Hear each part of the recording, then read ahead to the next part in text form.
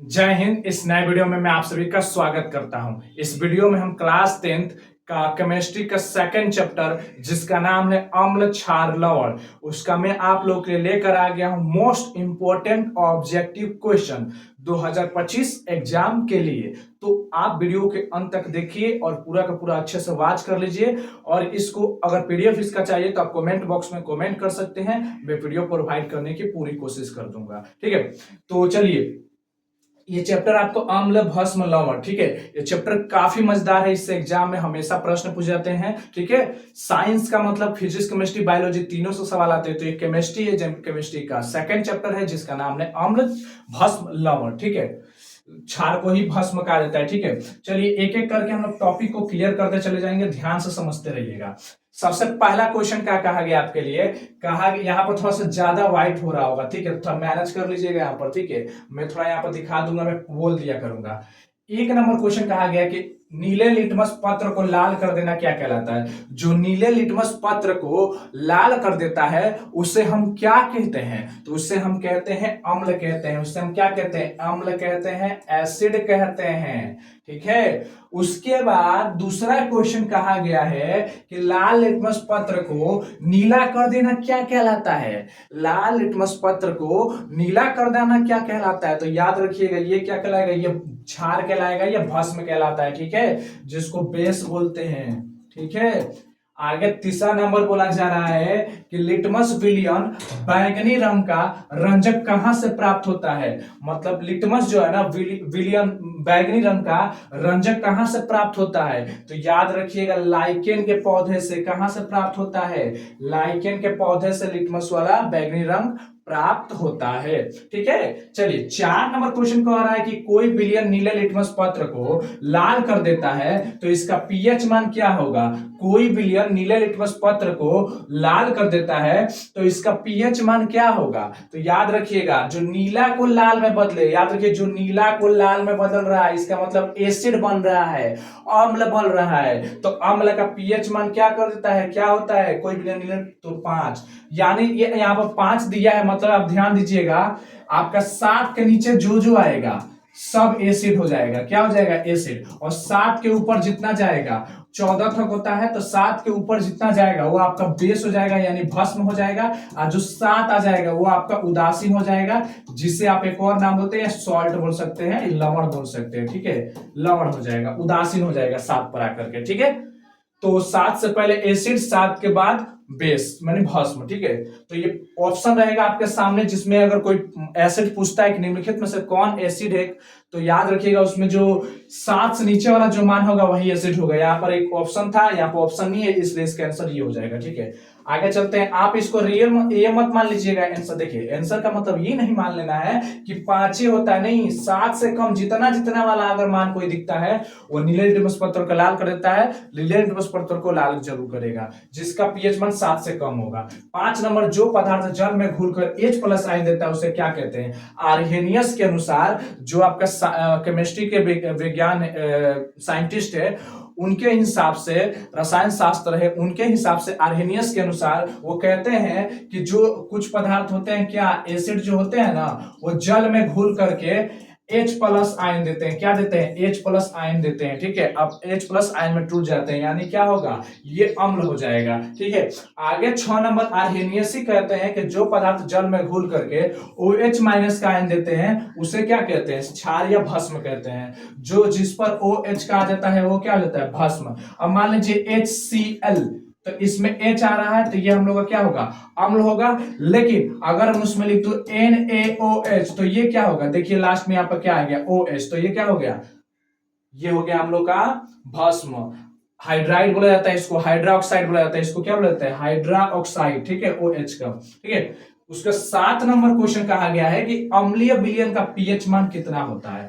अब मैं बता दूं जो अम्ल होते हैं ना उसका जो पीएच मान होता है, देखिए 7 से कम होता है। 7 से कम जितना आएगा वो उसका पीएच मान हो जाएगा अम्ल का। ठीक है, 7 से जितना नीचे कम आएगा। ठीक है, आगे चलते हैं। नेक्स्ट क्वेश्चन हम लोग का कह रहा है 8 नंबर, ध्यान दीजिएगा। 8 नंबर क्वेश्चन कह रहा है कि उदासीन विलयन का पीएच मान कितना होता है। अभी बताए थे एगो स्केल होता है हेगा, ठीक है, हेगा स्केल होता है, जिस स्केल पर यहाँ पर 7 होता है, ठीक है, और यहाँ पर 14 होता है, यहाँ पर 0 होता है, ठीक है, और इसके बीच वाला जो नंबर होता है, इधर जितने भी नंबर होते हैं इसके बीच वाले, इसको बोलते हैं अम्ल, ठीक है। इधर वाले को क्या बोलते हैं, इधर वाला जो स्केल में होता है उसको बोलते हैं भस्म, उसको क्या बोलते हैं हम लोग, भस्म यानी क्षार। और ये जो 7 पर आकर के रुक जाता है उसको क्या बोलते हैं हम लोग, उदासीन। क्या बोलते हैं हम लोग, उदासीन, ठीक है, याद रखिएगा अच्छे से आप लोग, ठीक है। आगे चलते हैं 10 नंबर, ये काफी ज्यादा इंपॉर्टेंट है, काफी ज्यादा इंपॉर्टेंट पीएच स्केल है ये, ठीक है, एसपी सोहनसन ने इसकी खोज की थी, याद रखिए ये पीएच स्केल है, ठीक है, काफी काफी ज्यादा इंपॉर्टेंट है आप लोगों के लिए, याद रखिएगा। 10 नंबर बोला है कि हल्दी, लिटमस पत्र आदि किस प्रकार का सूचक है, तो याद रखिए एक तरह का प्राकृतिक सूचक है ये सब, ठीक है।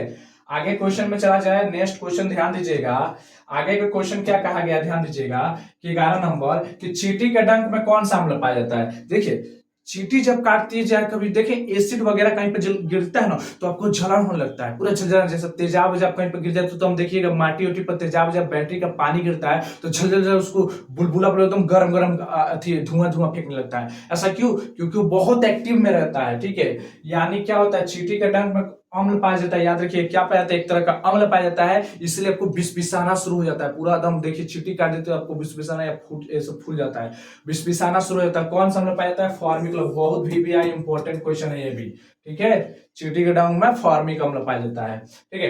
12 नंबर क्वेश्चन है कि अमाशय रस में कौन सा अम्ल पाया जाता है। जो अमाशय यानी पेट है ना, पेट में इसमें कौन सा रस होता है, कौन सा लिक्विड रस, रस पीते हैं ना वही जैसा मतलब समझ लीजिए एक तरह का लिक्विड पदार्थ, कौन सा होता है, तो HCl होता है, जिसको हम लोग क्या बोलते हैं, हाइड्रोक्लोरिक अम्ल, HCl, ठीक है, हाइड्रोजन और क्लोरीन के साथ मिलकर, दोनों का दोनों अधातु है, दोनों का दोनों अधातु है इसमें, ठीक है। 13 नंबर बोला जा रहा है कि टमाटर में पाया जाने वाला कौन सा अम्ल है। अब टमाटर में भी बहुत क्वेश्चन पूछा गया है कि टमाटर में कौन सा अम्ल पाया जाता है। याद रखिए जो टमाटर खाते हैं उसमें खट्टापन लगता है, देखिएगा अम्ल, आप टमाटर खाते हैं तो आपको लगता है ना खट्टा खट्टा सा, तो क्यों लगता है, क्योंकि उसमें एसिड पाया जाता है, उसमें क्या पाया जाता है, उसमें अम्ल पाया जाता है, और उस अम्ल का नाम होता है ऑक्जेलिक अम्ल। उस अम्ल का नाम क्या है, ऑक्जेलिक अम्ल, उस अम्ल का नाम ऑक्जेलिक अम्ल है, ठीक है।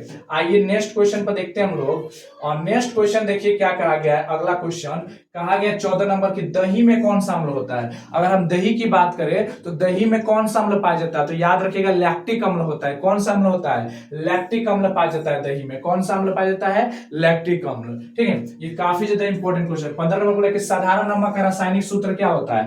जो नमक वगैरह हम खाते हैं ना तो उस नमक का रासायनिक सूत्र क्या होता है, तो NaCl होता है। क्या होता है, NaCl, यानी सोडियम और क्लोरीन, सोडियम धातु क्लोरीन अधातु, दोनों के मिलने से क्या बन गया, सोडियम क्लोराइड बन गया।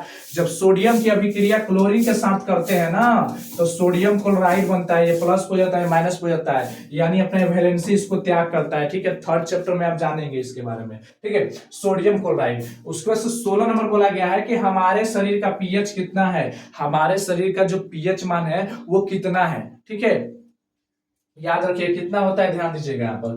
उसका आंसर हो जाएगा 7 से लेकर 7.8 तक होता है। 7.0 से लेकर 7.8 तक होता है। इसका मतलब समझ रहे, हमारा जो शरीर में क्या होता है, जो पीएच मान होता है वो 7 से लेकर 7.8 का मतलब ये समझ रहे हैं, उदासीनता से लेकर के, उदासीन से लेकर के, लवणीय से लेकर के, लवणीय से लेकर के भस्मीय तक होता है। भस्मीय,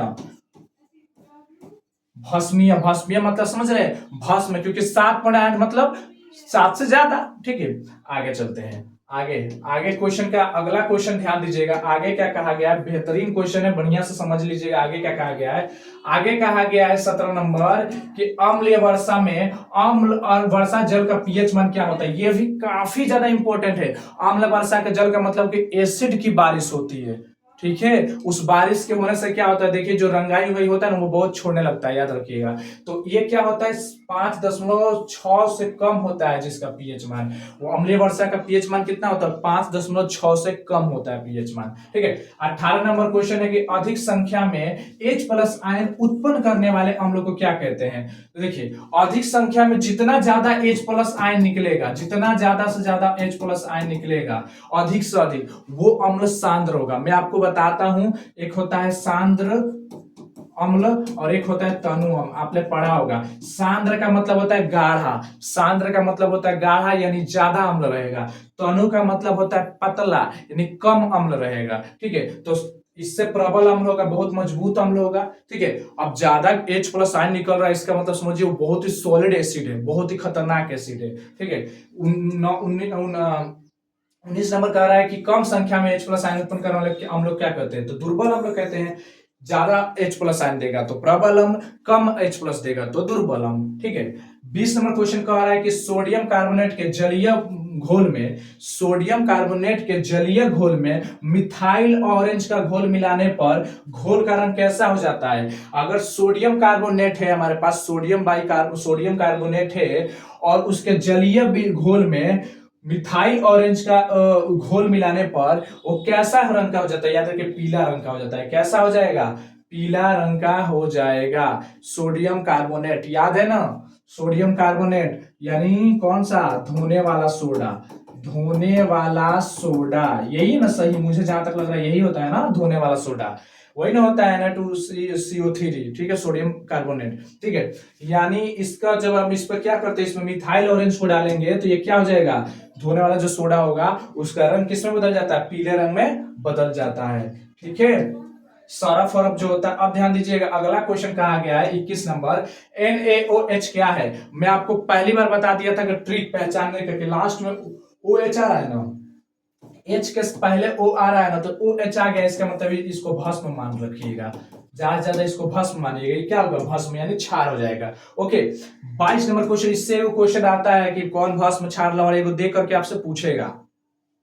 आगे बोला जा रहा है कि अपच का उपचार करने के लिए किस औषधि का उपयोग होता है। जब आप खाना खाते हैं और जब ज्यादा अपच जाता नहीं होता, पचता नहीं है भोजन और पूरा चढ़ जाता है छाती के ऊपर तक, आपका गैस वगैरह आ जाता है, गैस जिसको चढ़ना कहते हैं, भोजन पच नहीं रहा है। ठीक है, तो वो क्या कहलाता है, उसको कम करने के लिए, खत्म करने के लिए क्या कहते हैं, प्रति अम्ल या एंटासिड का प्रयोग करते हैं। किसका, प्रति अम्ल या एंटासिड का प्रयोग करते हैं। आगे क्वेश्चन में देखते हैं, अगला क्वेश्चन ध्यान दीजिएगा। अगला क्वेश्चन कह रहा है 23 नंबर कि चूना जल में कार्बन डाइऑक्साइड, किसमें, चूना जल में कार्बन डाइऑक्साइड गैस प्रवाहित करने पर चूना जल का रंग कैसा हो जाता है। देखिए, चूना जल में कार्बन डाइऑक्साइड गैस प्रवाहित करने पर चूना जल का रंग कैसा हो जाता है, तो सफेद दूधिया रंग का हो जाता है। कैसा हो जाता है, दूधिया रंग का हो जाता है।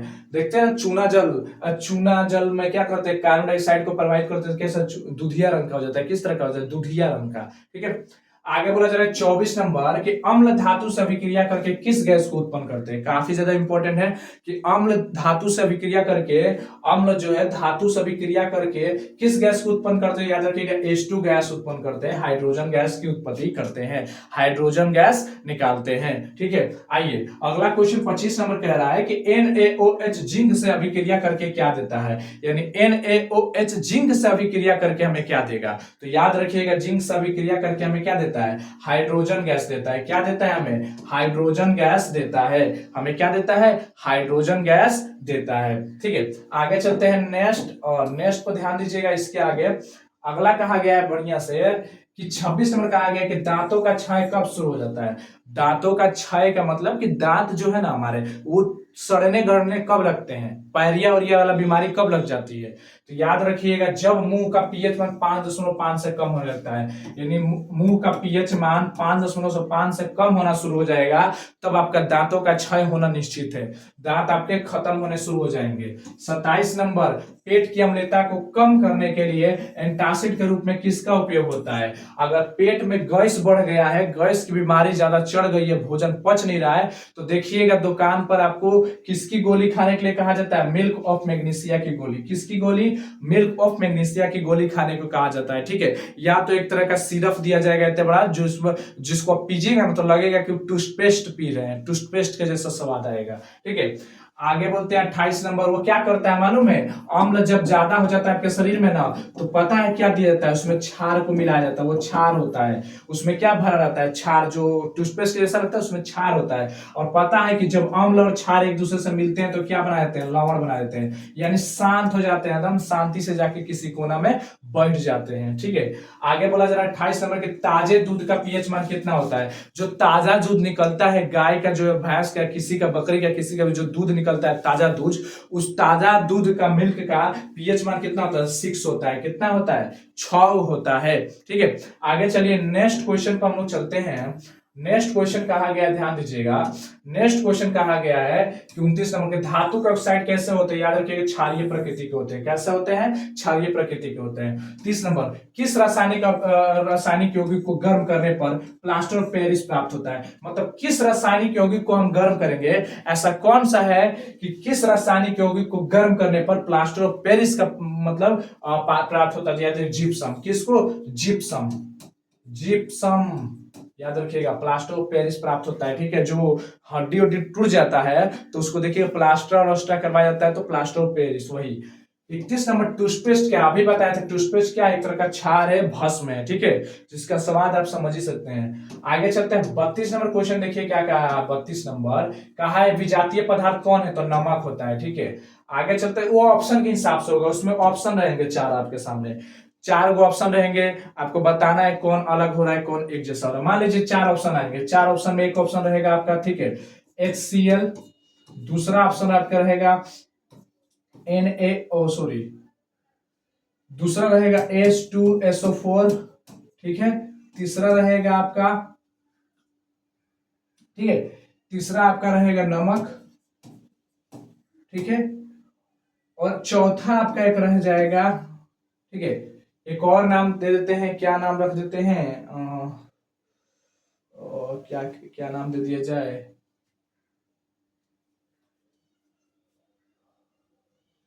चलिए यहाँ पे एक और अम्ल का नाम दिया रहेगा, यहाँ पे एक और अम्ल का नाम दिया जाएगा। ठीक है, यहाँ पे एक और अम्ल का नाम दिया रहेगा, ये भी अम्ल है, ये भी अम्ल है, ये भी अम्ल, ये भी अम्ल, ये भी अम्ल, लेकिन नमक क्या है? ये तो आपका साल्ट हो गया, साल्ट यानी लवण हो गया, तो ये अलग हो गया, इससे ये विजातीय है, मतलब इस जाति के अंदर नहीं आ रहा है। ठीक है, तो इसी तरह से आपसे ऑप्शन करके आपसे पूछेगा। 33 नंबर, सोडियम बाइकार्बोनेट क्या है? तो याद रखिएगा, जो सोडियम बाइकार्बोनेट होता है NaHCO3, ठीक है, इसका दूसरा नाम होता है सोडियम हाइड्रोजन कार्बोनेट। इसका हम दूसरा नाम भी बुला सकते हैं कि सोडियम हाइड्रोजन कार्बोनेट या सोडियम बाइकार्बोनेट। ठीक है, क्या है? तो खाने वाला सोडा। अब खाने वाला सोडा मतलब समझिएगा, इसका मैं इसको बना दिया हूं, इस पर वीडियो मैंने बना दिया, इसका क्वेश्चन आंसर में भी पूछता है, मैंने बता दिया सोडियम बाइकार्बोनेट का। ठीक है, अगर देखिए ये क्या होता है, सोडियम बाइकार्बोनेट जो पुआ हुआ घर में बनता है ना, खस्ता बनेगा, पुआ बनेगा, या मटर वटर को फुलाने में काम होता है, केक वगैरह होता है या स्पंज वगैरह,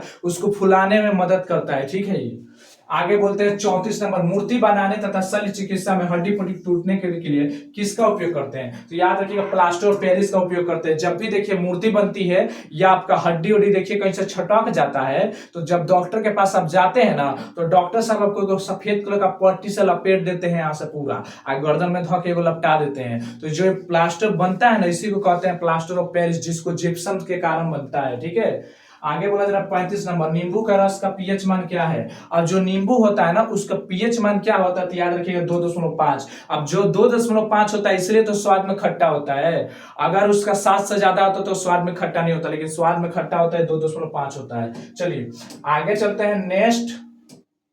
आगे बोला नींबू का रस का पीएच मान क्या है? अब नींबू की रस की बात करें तो इसका पीएच मान क्या होता है? तो याद रखिएगा, जो नींबू का रस होता है उसका पीएच मान 2.5 होता है। सॉरी, वो बता दिए। तो 36 नंबर है कि शुद्ध जल का पीएच मान क्या है? तो 7 होता है।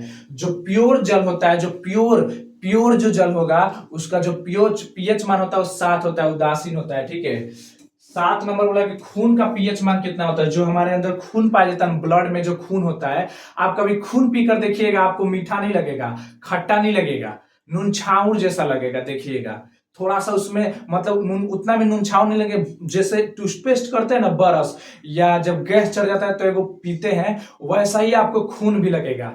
खून का भी स्वाद वैसे लगता है। क्यों लगता है? इसलिए लगता है क्योंकि इसका मान जो है ना 7 से ज्यादा हो रहा है, 7.4 है। आपको पता है जिसका मान 7 से ज्यादा वो क्षार कहलाएगा, भस्म कहलाता है, जिसका स्वाद में कड़वापन रहता है। ठीक है, समझ लीजिएगा।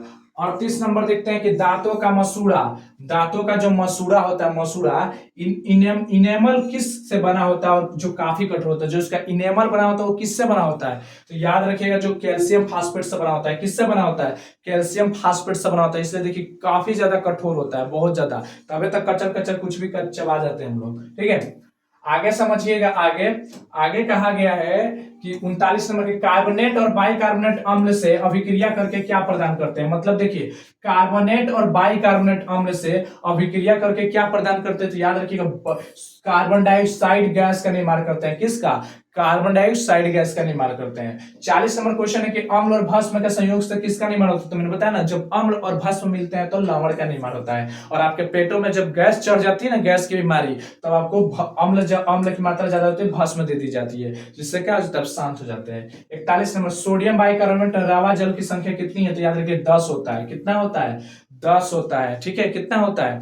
10 होता है। यही तो होता है Na2CO3 इंटू 10H2O, ये होता है, यानी यही उसका रावा जोड़ है 10। ठीक है, 10H2O। ठीक है, 42 नंबर बोला है कि विरंजक चूर्ण का रासायनिक सूत्र क्या है। मतलब विरंजक चूर्ण काफी काफी काफी ज्यादा इंपॉर्टेंट क्वेश्चन है कि विरंजक चूर्ण का रासायनिक सूत्र क्या होता है। तो याद रखिएगा, इसका रासायनिक जो सूत्र होता है, बिल्कुल एकदम गांठ बांध के दिमाग के किसी भी कोना में फिट करके रख लीजिएगा कि विरंजक चूर्ण का जो रासायनिक सूत्र होता है वो होता है CaOCl। क्या होता है? Cl एक होता है। ठीक है, एक होता है CaOCl2, ये भी लिख सकते हैं CaOCl2 या CaOClCl। ठीक है, ऐसे दो तरह के आपके नाम मिलेंगे। ठीक है, उसके बाद 43 नंबर का बेकिंग सोडा का रासायनिक सूत्र क्या है। अगला क्वेश्चन है कि बेकिंग सोडा का रासायनिक सूत्र क्या होता है। तो याद रखिए, बेकिंग सोडा को ही दूसरा नाम बोलते हैं खाने वाला सोडा। इसको हम लोग क्या नाम पुकारते हैं? खाने वाला सोडा। तो पूछेगा खाने वाला सोडा का रासायनिक सूत्र या बेकिंग सोडा का रासायनिक सूत्र, तो याद रखिएगा NaHCO3 होता है। देख लीजिए, NaHCO3। ठीक है, आगे चलते हैं। आगे ध्यान दीजिएगा, 44 नंबर के प्लास्टर ऑफ पेरिस का रासायनिक सूत्र क्या है। प्लास्टर ऑफ पेरिस जो हड्डियों पर देखते हैं ना, व्हाइट कलर के पट्टी बन जाता है, उसका सूत्र क्या होता है। याद रखिएगा CaSO4, कैल्शियम क्या होता है, कैल्शियम सल्फेट CaSO4 इंटू, इसको डॉट का मतलब होता है इंटू, 1/2 का मतलब है हाफ H2O। क्या होगा? CaSO4 इंटू हाफ H2O होता है। ठीक है, 45 नंबर क्वेश्चन है कि नीला तोथा का रासायनिक सूत्र क्या है। नीला तोथा का जो रासायनिक सूत्र याद रखिएगा CuSO4 यानी कॉपर सल्फेट इंटू 5H2O होता है। ठीक है, इसमें जल की संख्या कितनी होती है, रवा जलों की मात्रा कितनी होती है, रवा जलों की संख्या कितनी होती है, 5 होगा। ठीक है, इसमें आगे चलते हैं। आगे क्वेश्चन ध्यान दीजिएगा, अगला जो क्वेश्चन हम लोग का है 46 नंबर का, चीनी का रासायनिक सूत्र क्या होता है। अब मैं चीनी की बात करूं तो चीनी का जो रासायनिक सूत्र होता है, याद रखिएगा C12H22O11, यही होता है। ठीक है, यही होता है। आगे चलिए, 47 नंबर, कौन लवण है। इनमें से कौन लवण है। तो इस तरह से 4 ऑप्शन रहेगा, मैंने बताया ना, चार उसमें से क्या होगा, K2SO4 है। उसी तरह से आपके कोई भी एग्जाम्पल 4 रहेंगे, उसमें आपको बताना है। 48 में, जब सोडियम हाइड्रोजन हाइड्रोक्साइड जिंक से अभिक्रिया करता है तो क्या बनाता है। तो याद रखिएगा क्या बनाता है, सोडियम ZnO+H2, ये निर्माण करता है। ठीक है, सोडियम जिंकाइड और प्लस इसका हाइड्रोजन का निर्माण करता है। थोड़ा सा गला में खराश हो गया था। ठीक है, आगे चलते हैं। नेक्स्ट क्या कह रहा है हम लोगों का, नेक्स्ट कह रहा है कि H2SO4 क्या है। H2SO4 क्या है, खनिज अम्ल है। क्या है, खनिज अम्ल। 50 नंबर कह रहा है कि प्रबल अम्ल क्या है। तो प्रबल अम्ल हमारा HCl होता है। ठीक है, आगे क्वेश्चन पूछ रहा है 51 नंबर, ब्लीचिंग पाउडर किसे कहते हैं। तो विरंजक चूर्ण को कहते हैं। और ब्लीचिंग पाउडर किसे कहते हैं, देखिए कुआं में देखते हैं ना, कुआं जल को साफ करने के लिए, कुआं को साफ करने के लिए, कचरा साफ करने के लिए, देखिए उसमें ब्लीचिंग पाउडर डाल देते हैं। इससे क्या होता है, जो जितने भी गंदगी होती है उससे ले जाकर वो क्या कर देता है, नीचे ले जाकर के तल में उसको बैठा देता है। ठीक है, आगे चलते हैं। अगला क्वेश्चन इतना ही था लग रहा है। हाँ चलिए, तो ये थे आपके 51 को क्वेश्चन। ठीक है, ऑब्जेक्टिव और बहुत ही ज्यादा इंपॉर्टेंट ऑब्जेक्टिव क्वेश्चन थे। ठीक है, तो यहां तक अगर आपने वीडियो देखा है तो चैनल को सब्सक्राइब करके रख लीजिएगा और बेल आइकन को ऑन करके रख लीजिएगा। मिलते हैं फिर से एक नए वीडियो के साथ, तब तक के लिए जय हिंद, जय भारत।